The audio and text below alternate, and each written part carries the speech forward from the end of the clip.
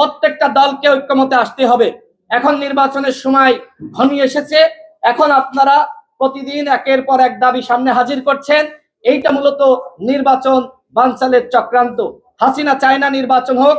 আমার কাছে মনে হয় কোন কোন দল আছে তারা নতুন নতুন দাবি, নতুন নতুন চাওয়া সামনে হাজির করে তারাও চাচ্ছে না যথাসময়ে নির্বাচন হোক। বাংলাদেশে যদি ফেব্রুয়ারি মাসে নির্বাচন না হয়, সেক্ষেত্রে এই জাতি মহা সংকটে পতিত হবে।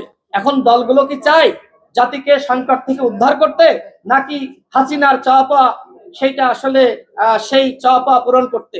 দলগুলোকে অবশ্যই আজকের মধ্যে ঐক্যমতে আসতে হবে। যারা আজকের মধ্যে ঐক্যমতে আসবে না, আমি মনে করি জাতি তাদেরকে প্রত্যাখ্যান করবে।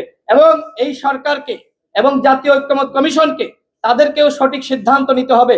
আপনারা জনগণের সাথে তামাশা করার জন্য এই চেয়ারে বসেন নাই। আমি স্পষ্টভাবে জানিয়েছি আপনাদেরকে আজকে মিটিং শেষ করতে হবে। প্রায় 9 মাস ধরে আপনারা জাতির সাথে তামাশা করছেন, আমাদেরকে ঐক্যমতে আনতে পারছেন না।